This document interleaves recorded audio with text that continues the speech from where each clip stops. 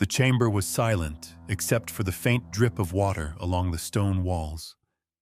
Catherine of Aragon lay upon her bed in Kimbolton Castle, her breath shallow, her body reduced to a shadow of the queen she had once been. Once she was the daughter of Spain's mighty monarchs. Once she walked through coronation halls adorned with gold and silk. But now her world was a narrow room where even the air seemed heavy with sorrow. The candles at her bedside burned low, their wax collapsing like her strength, and each flicker cast shadows that seemed to whisper of betrayal and abandonment. She was not surrounded by courtiers or by family. She was alone, except for a handful of servants who remained loyal when the crown itself had turned its back. The woman who had worn a crown was now denied even the dignity of her title. Her husband, King Henry VIII, had banished her. Her daughter, Mary, had been taken from her. Her last years were not filled with triumph, but with isolation, illness, and silence. Imagine a queen who once commanded armies and inspired a nation, now reduced to pleading only with her God. Imagine her lips moving in prayer as the bells of the chapel rang in the distance, not in celebration, but in mourning. History often remembers kings for their victories. Yet Catherine's story reveals the price paid by a woman who refused to bow to humiliation, even as her body failed her. Stay with me as we uncover the unspeakable things that happened to Catherine of Aragon. Her fall from glory is more than a tale of betrayal. It is the story of a woman whose dignity outlived her crown. Watch until the end. And if you wish to discover more hidden tragedies of royal blood, subscribe to this channel and join us in remembering the voices history tried to silence. Catherine of Aragon was born in 1485, the youngest daughter of Ferdinand of Aragon and Isabella of Castile, rulers who had united Spain into one of the strongest powers in Europe. From childhood, she was prepared for a destiny far beyond her homeland. She studied Latin, scripture, and history with discipline, and she was trained in courtly manners so that wherever she was sent, she would embody the pride of Spain. She was not raised to live in obscurity, but to carry the weight of alliances across borders. At 15, she left Spain for England to marry Prince Arthur, heir to King Henry VII. The wedding in 1501 was celebrated with splendor, and she entered Ludlow Castle as the promise of unity between two kingdoms. Yet within months, Arthur fell ill with a sudden disease that struck with fever and sweat and left him lifeless at only 15 years old. Catherine was left a widow in a foreign land. Her crown vanished before she could even grasp it. The years that followed were harsh. King Henry VII hesitated to decide her fate. To send her back to Spain meant returning her dowry and admitting failure. To keep her in England meant leaving her in limbo, neither wife nor queen. She endured winters with little money for her household, gowns worn thin, and servants who often went hungry. Yet she never allowed despair to break her. She clung to her prayers, carried herself with dignity, and insisted that her marriage to Arthur had never been consummated. This claim would prove decisive, for it kept alive the possibility that she could marry again within England. When Henry VII died in 1509, his son became King Henry VIII, young, energetic, and eager to mark his reign with strength. He turned to Catherine. The reasons for his choice were woven from politics, finance, and desire. Marrying Catherine preserved the vital alliance with Spain, a shield against France. It also spared the English crown from repaying the vast dowry already received. And beyond strategy, there was admiration. Henry had seen Catherine's resilience through years of hardship. She was devout, educated, and carried herself with a grace that impressed the English people. Within weeks of his coronation, King Henry VIII married Catherine. For her, it was the end of long years of uncertainty. For him, it was both a bold political move and a personal triumph, for he could now claim as his queen the daughter of the most powerful monarchs in Europe. Their union was hailed as a renewal of hope, and Catherine entered Westminster Abbey beside her husband as the radiant queen of a kingdom that believed it had secured both glory and stability. It seemed then that her destiny had been restored. Yet the very foundations of this marriage rested on a papal dispensation, and her solemn vow that she came to King Henry VIII, untouched by her first husband. In that fragile balance lay the seed of all that would follow, a future that promised greatness, but carried within it the shadow of ruin. The bells of London rang when Catherine of Aragon was crowned beside King Henry VIII in 1509. The young monarch and his Spanish bride seemed to embody the dawn of a golden age. Crowds lined the streets to cheer, throwing flowers and lifting their voices in praise. Catherine moved through the ceremonies with the poise of a woman who had endured hardship and now stood as queen. The court admired her calm dignity, her eloquence, and the grace with which she spoke both Spanish and Latin. The people of England called her their true queen, believing she carried divine favor. In the early years of marriage, King Henry VIII adored her. They dined together in halls filled with music and laughter. They rode together in hunts, and they prayed together in the royal chapel. Catherine gave her husband counsel with wisdom and restraint, reminding him of his duty and tempering his youthful ambition. She was not a silent consort, but a partner who could steady the crown. When Henry left for campaigns in France, she served as regent, wielding the authority of the throne with assurance. In 1513, while the king was abroad, she rallied the kingdom to face the Scots. At Flodden, her forces triumphed, and she sent the bloody cloak of the defeated Scottish king to her husband as proof of victory. For a moment, her name was spoken with awe across Europe. Yet behind the pageantry, shadows gathered. Catherine longed to secure the dynasty with children. She conceived many times, and each time her hopes rose with the swell of her womb. But fate was merciless. Infants were stillborn or died within days. Her chambers, once prepared for royal christenings, fell silent with mourning. The grief pressed heavily on her heart, but she bore each loss with composure, believing that endurance was part of her duty as queen. One child survived. In 1516, she gave birth to Mary, a healthy daughter. Catherine cherished the infant, holding her as proof that God had not abandoned her. Yet the joy was clouded by the king's growing unease. King Henry VIII craved a son to continue his line, a male heir to secure the Tudor throne. Catherine prayed for more children, but as the years passed, her body weakened with age and repeated pregnancies.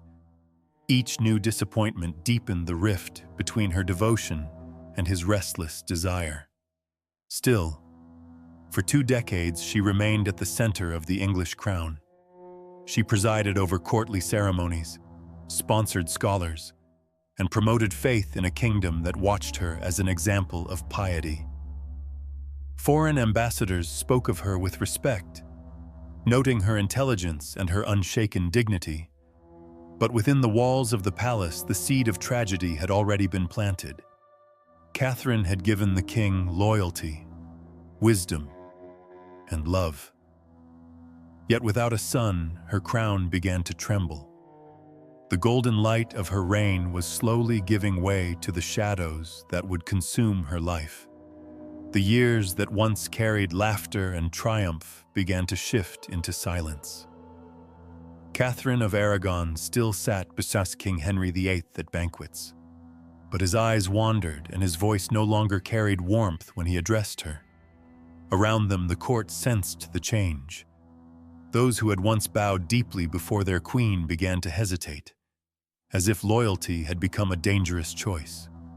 Catherine felt the distance forming not in a single act, but in the weight of many small gestures, the cold greetings, the whispered conversations that ceased when she entered a room, the absence of letters once filled with her husband's affection. At the heart of this growing shadow was Anne Boleyn, a young woman who carried herself with fire and confidence. Catherine watched as Anne rose from lady-in-waiting to a figure who held the king's attention. The queen did not lash out, for her nature was one of restraint and prayer, but she felt the tide turning against her. King Henry VIII's longing for a son grew into obsession. He began to see his lack of a male heir not as fate but as divine punishment, and the thought consumed him. He whispered of annulment, of seeking freedom to try again. And in those whispers, Catherine heard the cracking of the life she had built. The pressure soon spilled into the open. In 1529, the Queen was summoned to defend her marriage in the court at Blackfriars. Before cardinals and nobles she stood, no longer as a partner, but as an accused. The question was cruel and humiliating. Had her union with Arthur, the brother of King Henry VIII, ever been complete? For Catherine, this was not a trial of law, but a trial of her honor. She knelt before her husband and declared her truth, reminding him that she had been faithful, that she had lived only as his wife. The hall was silent, and even her enemies could not deny the dignity with which she spoke. Yet silence from the king was the sharpest wound. He did not meet her gaze. He did not rise to protect her. Catherine returned to her chambers, knowing that the verdict had already been written in the king's heart. The courtiers who once sought her favor now turned toward Anne, and the allies she once relied on melted away. The queen's isolation grew. Messages from Spain were blocked or delayed. Supporters who spoke for her risked their positions. Catherine was left with only her prayers and the memory of the vows she had sworn before God. To yield would mean betraying her daughter Mary, for if the marriage was declared void, Mary would be branded illegitimate. To resist meant enduring the slow dismantling of her world. Catherine chose resistance. She clung to her title. She refused to acknowledge Anne, and she walked each day with the bearing of a true queen, even as the court began to treat her as a relic of the past. The walls around her tightened. The voices of power slipped further from reach, and she entered the long night of exile within her own kingdom. When the court at Blackfriars dissolved in 1529, Catherine of Aragon returned to her chambers with the dignity of a queen, but without the protection of her crown. The verdict had not yet been declared, yet everyone understood that King Henry VIII had already chosen his path. From that moment, her presence in the royal palaces grew unwelcome. The great halls where she had once presided were closed to her. Step by step, she was moved farther from the center of power. First to smaller residences near London, then to estates where the corridors echoed only with silence. Her departure from court was not marked by shouts or violence. It was marked by something worse. The silence of courtiers who did not dare to defend her.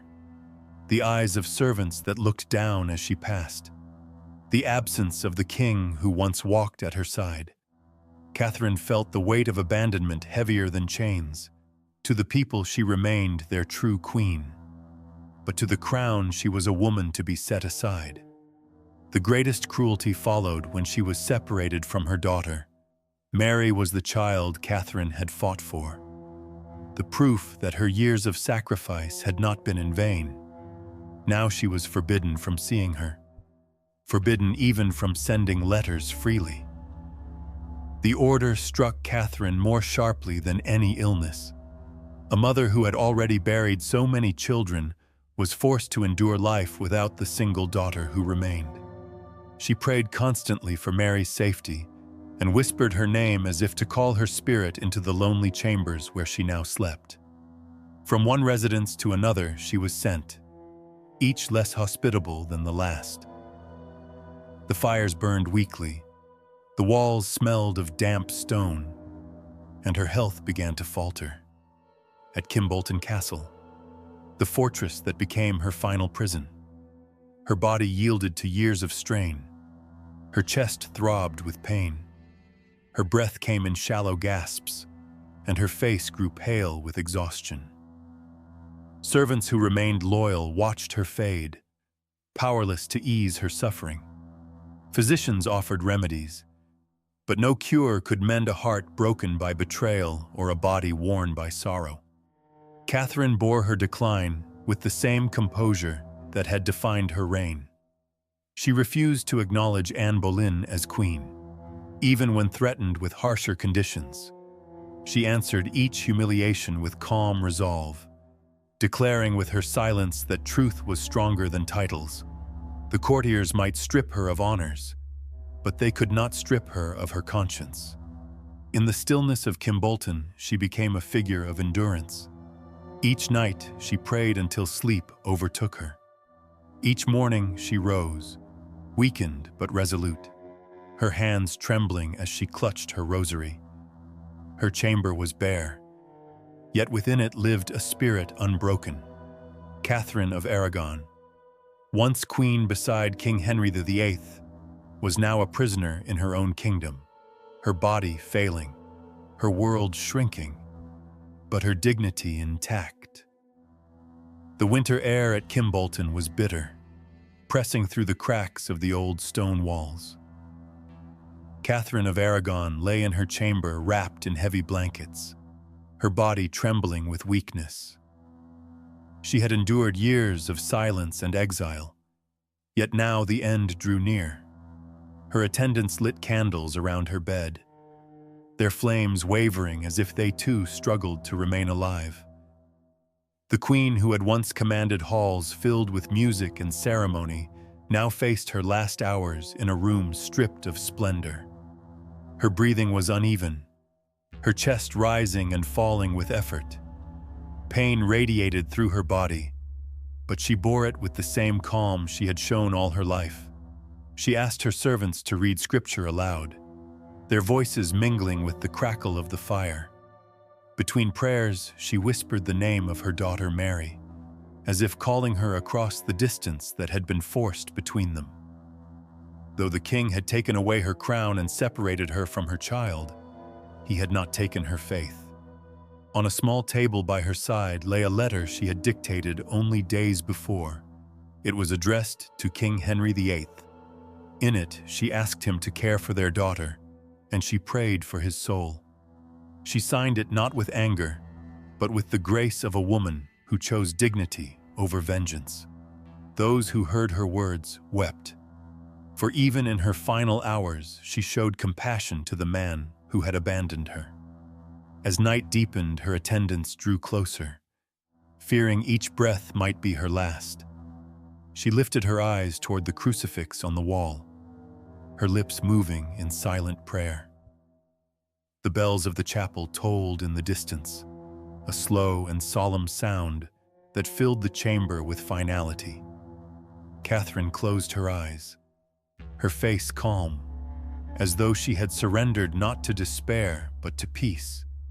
When her last breath left her, the room fell into stillness. No court musicians marked the moment. No royal procession waited outside the gates. Only a few loyal servants knelt by her bed, their tears reflecting the candlelight. The queen who had once stood at the center of England's glory had died in exile, without husband or daughter. Yet her passing carried the quiet majesty of a soul unbroken. Her death was not the end of a crown, but the end of a long struggle. Catherine of Aragon had endured betrayal, humiliation, and illness. But in her final moments, she chose prayer over bitterness. In doing so, she left behind not the memory of defeat, but the memory of courage that could not be taken away. The news of Catherine's death spread quietly across the realm. There was no grand announcement, no royal decree of mourning. Instead, the message moved through whispers and solemn faces. The woman who had once been Queen of England was buried not with the honors due to her rank, but under the title of Dowager Princess of Wales. Her coffin was carried without the splendor of trumpets or the thunder of cannon. Only a handful of attendants followed the procession, their steps muffled against the cold earth. The funeral was modest, almost stark. Yet in its simplicity lay a truth that no decree could erase. The people along the route bowed their heads, not in obedience to the king, but in reverence to the woman they still called their queen. They remembered her as the sovereign who had once led in her husband's absence, the mother who had endured endless sorrow, the figure who had never abandoned her dignity. In the silence of the crowd, one could feel the weight of unspoken loyalty. Mary was not allowed to see her mother at the end, nor to stand beside her coffin. This cruelty deepened the wound in the hearts of those who still held Catherine dear. Yet absence became its own testimony. The bond between mother and daughter, though torn apart by decree, remained unbroken in memory. Mary carried that loss with her, and years later she would rise to the throne with her mother's name etched into her soul. In the years that followed Catherine's death, her image transformed from discarded consort to enduring symbol. To some, she was a saintly figure, a woman of unwavering faith who chose truth over compromise. To others, she was a reminder of how ruthless power could be, stripping even a queen of title and honor.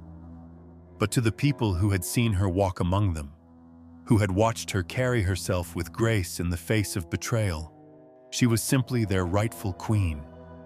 The chamber at Kimbolton where she died remained marked by her presence. Servants spoke of the faint scent of candles that lingered long after her passing, as if her prayers had seeped into the walls. In the chapel where she was laid to rest, a single white rose was often left upon her tomb, a quiet tribute to a woman whose dignity had outlived her crown.